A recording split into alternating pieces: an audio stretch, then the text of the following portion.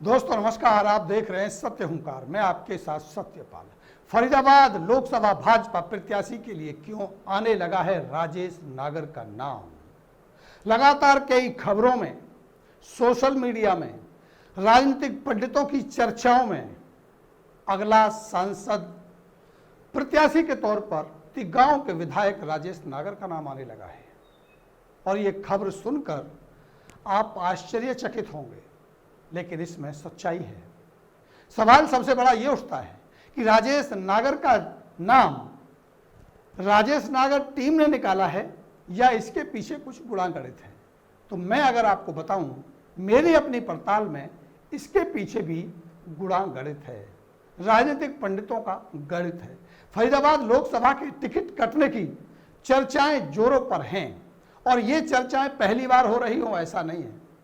हर साल ऐसी चर्चाएं होती रहती हैं, लेकिन इस बार चर्चाओं में दम दिखाई देता है, क्योंकि भाजपा हाईकमान ने कहा है कि पूरे भारत में 150 से ज्यादा टिकट काटे जाने हैं। टिकट काटने वाले वो चेहरे होंगे जो 2 बार या उससे ज्यादा सांसद रह चुके होंगे, क्योंकि 2 बार लगातार जीतने के बाद अक्सर हारने की संभावना बढ़ जाती है।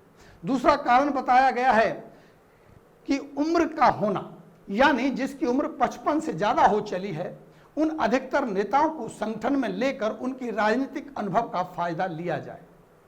यही कारण है कि फरीदाबाद की राजनीति में टिकट कटने की चर्चाओं को बल मिल रहा है। लेकिन सबसे बड़ा सवाल यह है कि भाजपा का टिकट आखिर दिया किसको जाएगा? जब से ये चर्चाएं तेज हुई हैं कि टिकट कट सकता है और टिकट कटने की जो संभावनाएं बढ़ी हैं वो भाजपा हाईकमान से आए उस समाचार की वजह से बनी हैं, तो एक सबसे बड़ा सवाल खड़ा ये हो गया है कि आखिर टिकट दिया किसको जाएगा। इस सवाल के जवाब में सबका ध्यान विपुल गोयल की तरफ जाता है। जब भी आप किसी बात करेंगे और ये बात चलेगी कि भाजपा का टिकट कट सकता है, तो लोगों का मानना अक्सर ये रहता है कि विपुल गोयल को टिकट मिल सकता है। माना जाता है कि विपुल गोयल ने हाई कमान से सेटिंग कर ली है और अपना टिकट पक्का कर लिया है, जिस तरह के दावे सुनने और समझने को मिलते हैं। इसके पीछे उनका भाजपा हाई कमान से संबंध और उनके पास पर्याप्त धन का होना माना जा रहा है, यानी वो एक मजबूत धनाढ्य हैं, मजबूत पैसा खर्च करने वाले हैं, जो चुनावों के लिए बहुत जरूरी होता है। फरीदाबाद के राजनीतिक पंडित ये सहज अनुमान लगा लेते हैं कि विपुल गोयल ही सांसद का टिकट लेने के सक्षम उम्मीदवार हैं। लेकिन कुछ समय से चर्चा ये भी चलने लगी है कि राजेश नागर, जो तिगांव से भाजपा के विधायक हैं, का नाम भी फरीदाबाद के सांसद प्रत्याशी की सूची में आ गया है। वैसे तो राजेश नागर और विपुल गोयल एक ही खेमे में माने जाते हैं, वो एक दूसरे की काट नहीं करेंगे, एक अच्छी मित्रता भी उनकी मानी जाती है। और इस पूरे फरीदाबाद में जो गुटबाजी है, उस विपुल गुट और गुजर गुट में जो बात बनती है, उसमें राजेश नागर विपुल गुट की तरफ ही नजर आते हैं और वो विपुल के सामने टिकट की दावेदारी करेंगे या मांग करेंगे, ऐसा बिल्कुल भी लगता नहीं है। लेकिन इसके पीछे तर्क क्या है, असल तर्क क्या है, क्यों उनका नाम आने लगा है?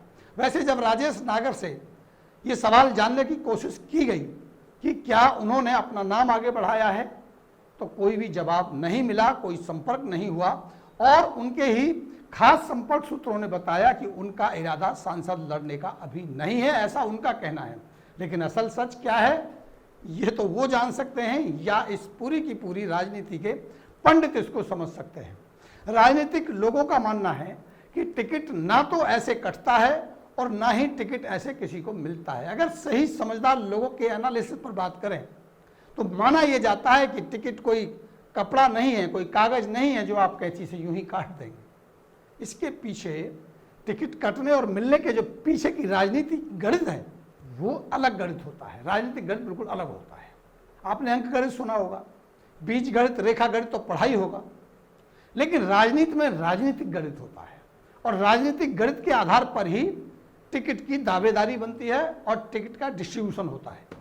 मतलब कि ये कि जातिगत आंकड़े, क्षेत्रगत आंकड़े, जिताऊ और टिकाऊ, और उसके साथ साथ हाईकमान नेताओं के साथ साठगांठ क्या है, इन सब मामले के ठीक होने के बाद ही पार्टी मौका देती है।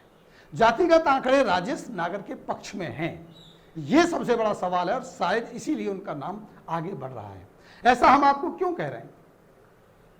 क्योंकि आंकड़े तो ऐसा ही बोलते हैं।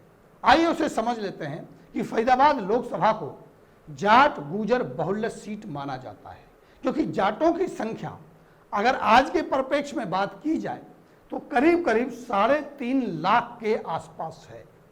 जाट और गुजर 3.5 लाख हैं। ये आंकड़े वैसे तो सरकारी नहीं हैं, क्योंकि 2011 के बाद जातिगत या किसी भी तरह की जनगणना देश में हुई नहीं है, लेकिन अनुमान ऐसे लगाए गए 2014 और 2019 के चुनावों के जो आंकड़े हैं वो ये बताते हैं कि उस समय करीब 3 लाख के आसपास थी, और माना ये जा रहा है कि अब इन चुनावों में वोट परसेंटेज, वोट प्रतिशत बढ़ेगा। तो इसका मतलब ये है कि जातियों के अपने अपने जो संख्या बल है वो भी बढ़ेगा। इसके हिसाब से जाट और गुजरों के लिए 3.5 लाख माना जा रहा है। वहीं एससी की संख्या भी 3.5 लाख के आसपास है। बात अगर ब्राह्मण और मुस्लिम की करें तो करीब करीब 2.5 लाख के आसपास ब्राह्मण और मुस्लिमों की संख्या भी पहुंच गई है। अब सवाल यह भी है कि एससी और ब्राह्मण का कोई भी मजबूत चेहरा कम से कम भाजपा में तो दिखाई नहीं देता। अगर हो भी तो चुनाव लड़ने की जो जरूरी क्षमताएं हैं उनसे वो परे है।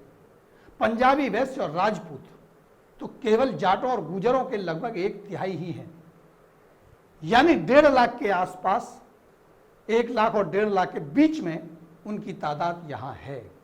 उनके हिसाब से जो दावेदारी का गणित बनता है वो गुजर और जाट का बनता है, वैश्य या ठाकुर का बनता ही नहीं है।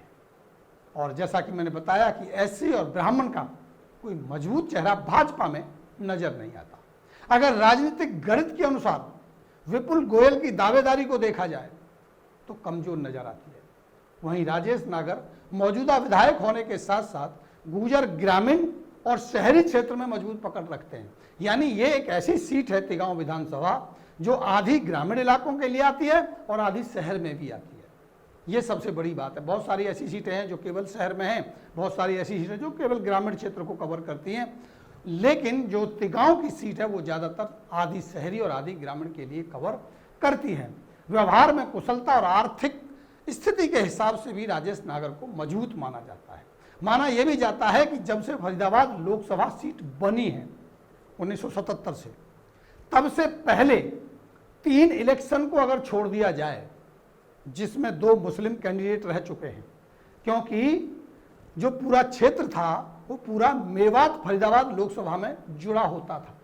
बाकी सभी लोग यानी सभी सांसद मेवला महाराजपुर जो अब तिगांव बनी है इसी विधानसभा से आते हैं।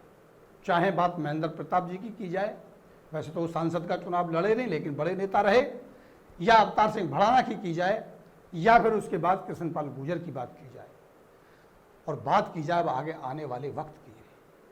तो ऐसे कहा जाता है, जैसे कहते हैं कि भाई प्रधानमंत्री का रास्ता उत्तर प्रदेश से होकर गुजरता है, तो यहाँ भी कहा जा सकता है कि फरीदाबाद लोकसभा सीट का रास्ता तिगांव विधानसभा से होकर गुजरता है। शायद ये मजबूत कारण मान करके राजेश नागर को जो तिगांव के विधायक हैं उनका नाम अब चलने लगा है। अब इस नाम के पीछे राजेश नागर की टीम है या राजनीतिक पंडित हैं या अपने अनुमान हैं, इसे कहा नहीं जा सकता। लेकिन जो चर्चाएं हमने सुनी हैं, 2-4 मीडिया खबर हमने देखी हैं, उसमें राजेश नागर का नाम आ रहा है, उस पर हम अपनी पड़ताल आप तक रख रहे हैं।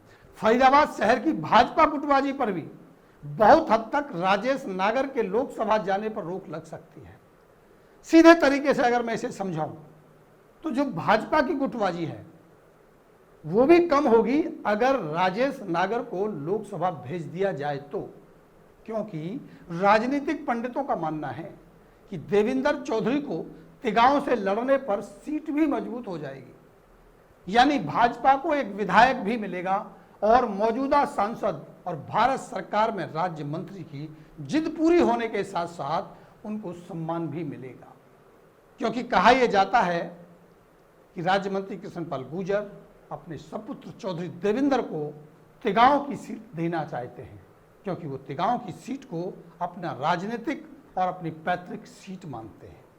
अगर ये सीट राजेश नागर छोड़ेंगे और ये सीट देविंदर को मिलेगी तो राज्य मंत्री कृष्णपाल गुर्जर को ऊंचे ओहदे पर ले जा करके लोकसभा की सीट को खाली कराया जा सकता है और जो आपसी गुटबाजी है वो भी कम हो जाएगी।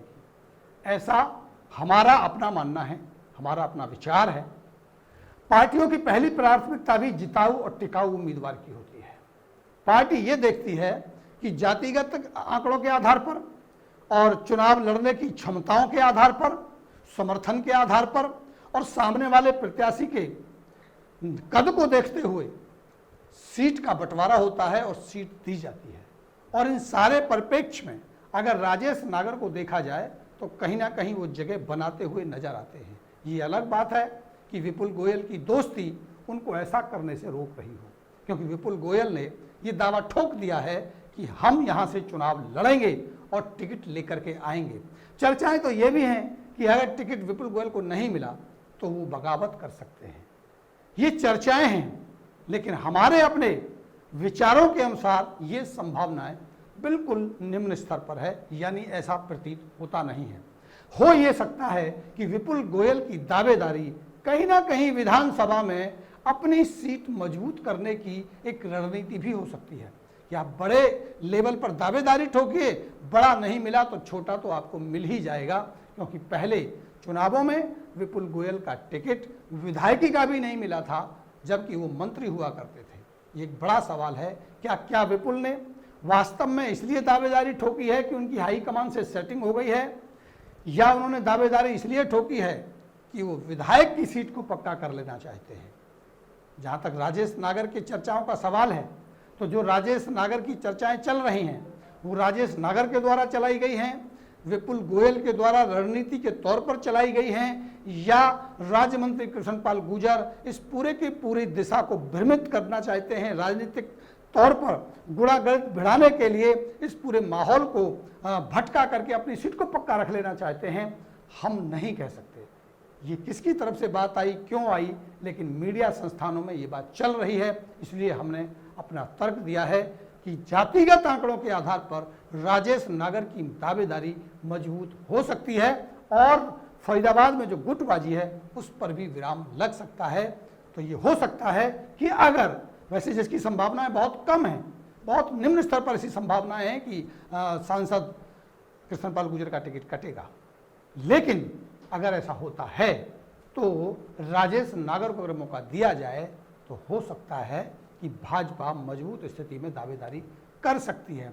हम इन विषयों पर भी बात करेंगे कि अगर कृष्णपाल गुर्जर के साथ कांग्रेस के करण दलाल आते हैं तो परिस्थितियां क्या होंगी। हम इस पर भी चर्चा करेंगे कि परिस्थितियां क्या क्या हो सकती हैं।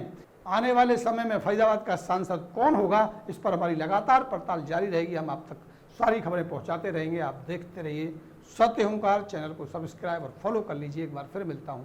नमस्कार।